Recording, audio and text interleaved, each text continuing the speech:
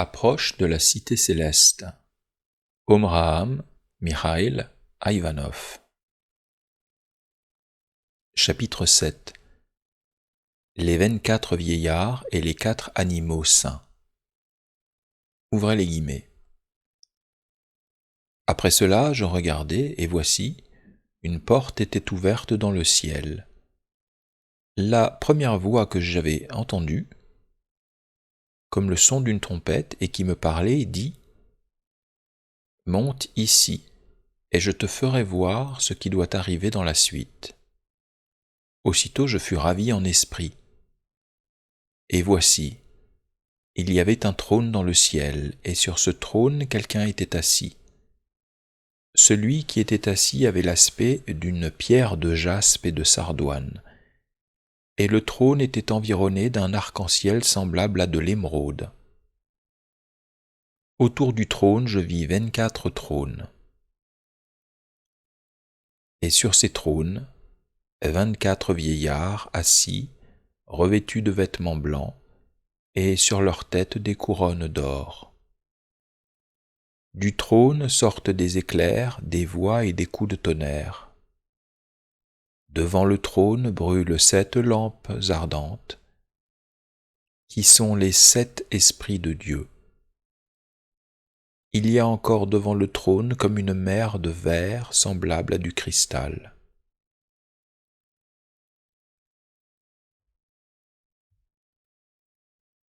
Au milieu du trône et autour du trône, il y a 4 êtres vivants remplis d'yeux devant et derrière.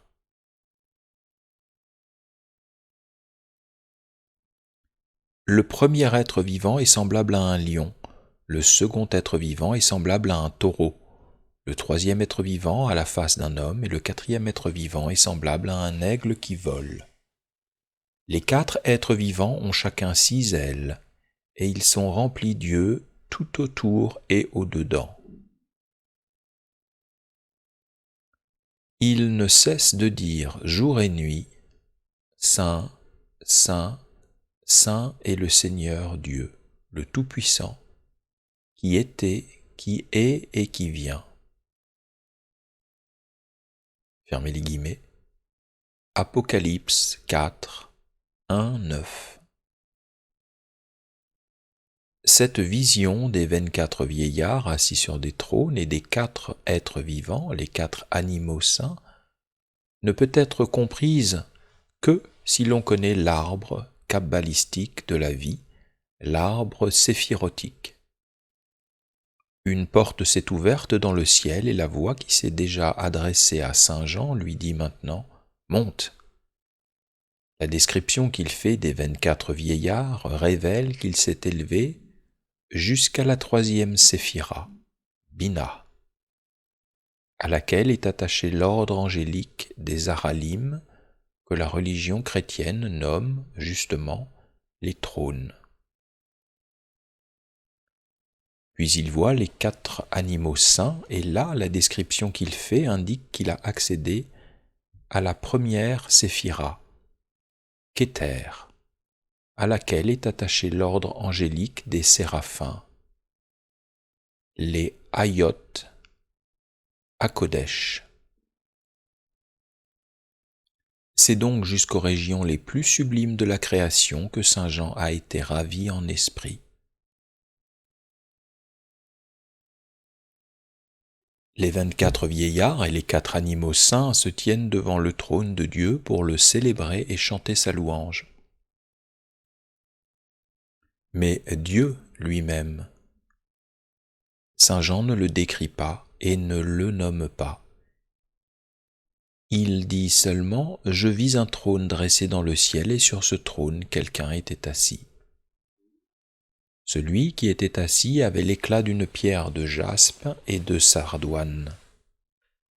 On ne peut donner une idée de Dieu que par des images de lumière.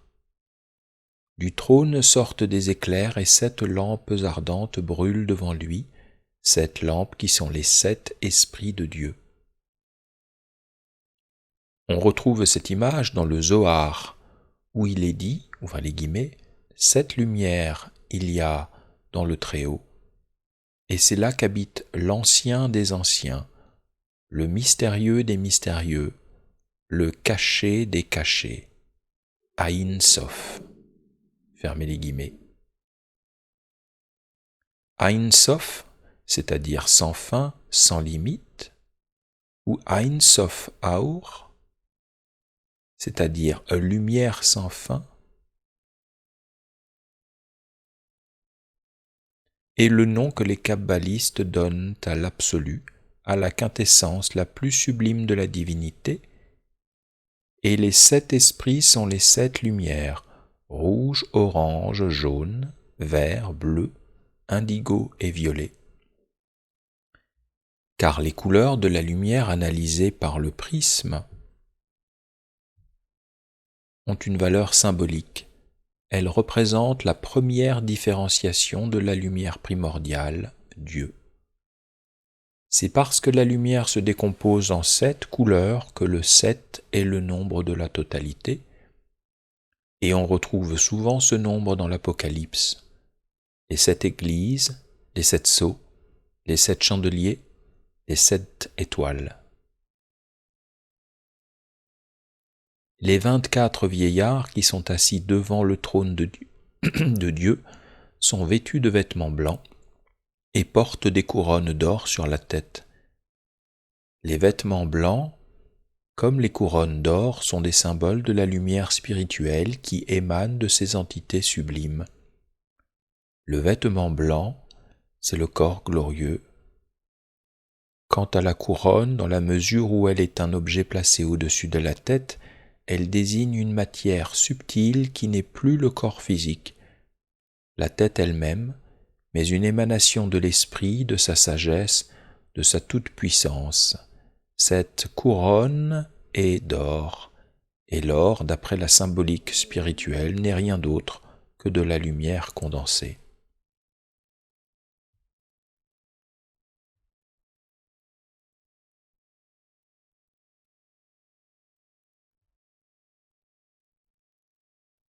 Dans la Kabbale, les 24 vieillards sont présentés comme les seigneurs des destinées.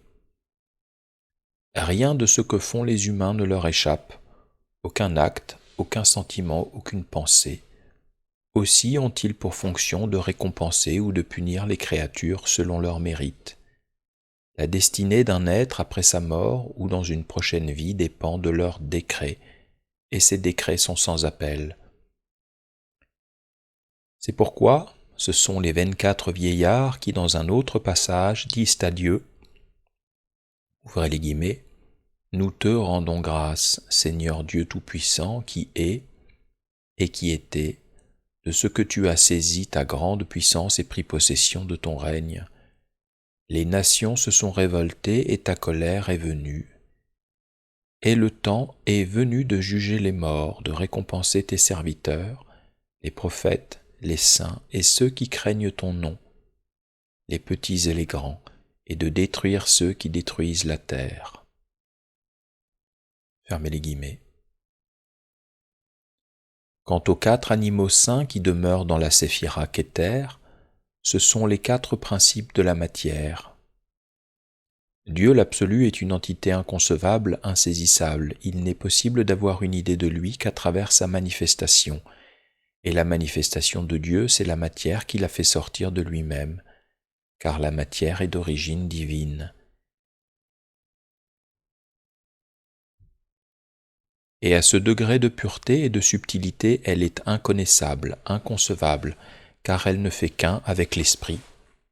Cette matière primordiale est symbolisée par les 4 animaux saints, qui sont les racines des 4 éléments.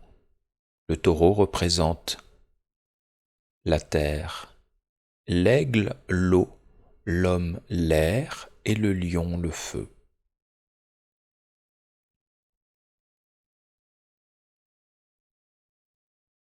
Le prophète Ézéchiel les décrit dans sa vision. Ces créatures sont d'une telle élévation que c'est à elles qu'il a été donné de glorifier le Seigneur. Jour et nuit, le Seigneur est glorifié par la bouche des séraphins qui ne cessent de répéter « Saint, Saint, Saint est le Seigneur Tout-Puissant, qui était, qui est et qui vient. » fermez les guillemets, eux-mêmes sont dits saints et ne cessent de célébrer la sainteté du Seigneur. Pourquoi la plus grande louange que des créatures puissent adresser au Seigneur est de célébrer sa sainteté? Évidemment, dans le langage courant, on a tellement parlé à tort et à travers de saint et de sainteté qu'on a perdu la véritable signification de ces mots. En réalité, la sainteté est une qualité de la lumière. Certaines langues slaves possèdent des termes qui expriment cette correspondance exacte. En bulgare, par exemple, le saint se dit svetia et la sainteté svetost. La lumière se dit svetlina et le monde svet. On voit ainsi comment la sainteté est liée à la lumière.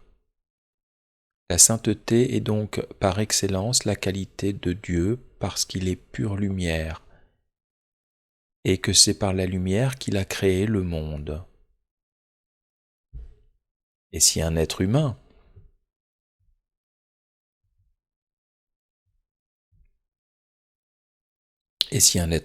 peut être appelé saint, c'est seulement dans la mesure où il possède la lumière qui brille dans le plan mental supérieur, c'est-à-dire la véritable intelligence, la véritable sagesse.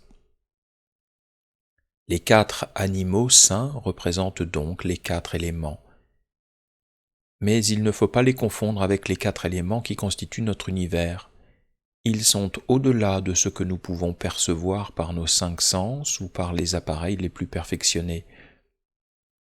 Les 4 éléments que nous connaissons ici sous l'apparence du feu, de l'air, de l'eau et de la terre ne sont que de pâles reflets des condensations grossières de la matière qui est en haut, dans la séphira Keter. C'est pourquoi, pour accéder à la séphira Keter, il faut avoir atteint un degré d'évolution exceptionnel. Très peu d'êtres y sont parvenus, et même parmi ceux qui y sont parvenus, la plupart n'ont pas pu redescendre dans leur corps physique. La séphira Keter est une région où toutes les formes s'abolissent. C'est pourquoi celui qui arrive jusque-là disparaît. À son contact, il est consumé et il devient lui-même feu. Ceux, très rares, qui sont revenus n'ont pu le faire que par une grâce spéciale du ciel qui leur a donné à absorber un élément dont la propriété est de protéger le corps physique. Si Saint Jean n'a pas disparu au cours de ces extases qu'il décrit dans l'Apocalypse, c'est qu'il a reçu cet élément. Le livre que l'ange lui a donné à manger en disant « Il remplira tes entrailles d'amertume, mais dans ta bouche il aura la douceur du miel. » Fermez les guillemets. Est justement le symbole de cet élément capable de préserver le corps physique. Le prophète Ézéchiel parle aussi d'un livre qu'un ange lui a donné à manger. Et cet élément est encore symbolisé par le charbon ardent que le séraphin a posé sur les lèvres d'Isaïe. Les anges des 4 éléments, les séraphins, sont donc les plus élevés dans la hiérarchie angélique, et ce n'est que très exceptionnellement que les créatures humaines ont pu accéder jusqu'à eux.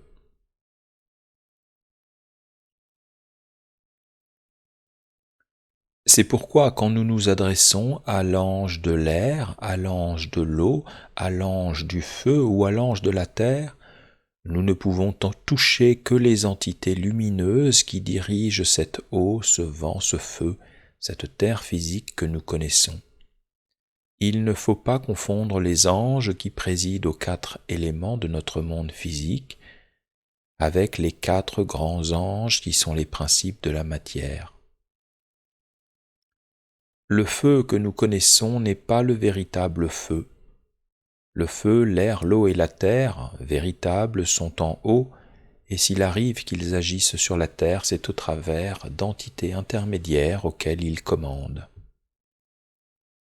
C'est pourquoi, quand saint Jean décrit les cataclysmes qui sont en train de s'abattre sur la terre, il montre comment les 4 animaux saints donnent des ordres aux éléments du plan physique. Je regardai quand l'agneau ouvrit un des 7 sceaux et j'entendis l'un des 4 êtres vivants qui disait d'une voix de tonnerre, « Viens !» Je regardai et voici parut un cheval blanc. Celui qui le montait avait un arc. Quand il ouvrit le second sceau, j'entendis le second être vivant qui disait « Viens !» Et il sortit un autre cheval roux. Celui qui le montait reçut le pouvoir d'enlever la paix de la terre. Quand il ouvrit le 3e sceau, j'entendis le 3e être vivant qui disait « Viens !» Je regardai et voici parut un cheval noir. Celui qui le montait tenait une balance dans sa main. Quand il ouvrit le 4e sceau, j'entendis la voix du 4e être vivant qui disait « Viens !»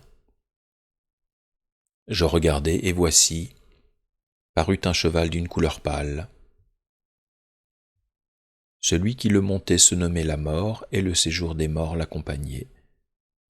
Le pouvoir leur fut donné sur le quart de la terre pour faire périr les hommes par l'épée, par la famine, par la mortalité et par les bêtes sauvages de la terre. Fermez les guillemets. Les 4 chevaux montés par 4 cavaliers sont un symbole des catastrophes déclenchées par les anges des 4 éléments en haut, car ces anges sont si puissants qu'ils n'ont qu'à faire un signe pour que d'autres forces entrent en action et ravagent la terre. Pourquoi les humains ne comprennent-ils pas que tout ce qu'ils font produit des conséquences et qu'ils ne peuvent pas continuer à transgresser impunément les lois de la nature et à troubler le travail des éléments? Par leurs actes, mais aussi par leurs pensées et leurs sentiments, par leur attitude anarchique, ils provoquent les forces de la nature qui finissent par réagir pour remettre de l'ordre. La nature n'est pas quelque chose d'inerte, d'insensible, avec quoi on a le droit de faire ce qu'on veut. Chaque fois que les humains dépassent les limites de ce qu'elle peut supporter, elle riposte.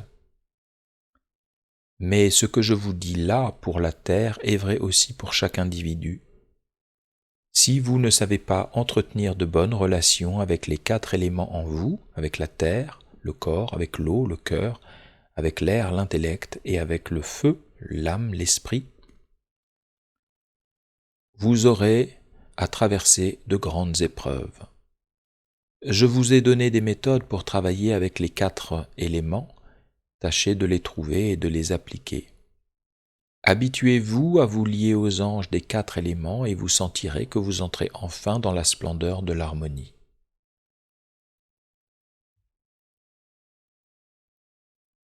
Fin du chapitre.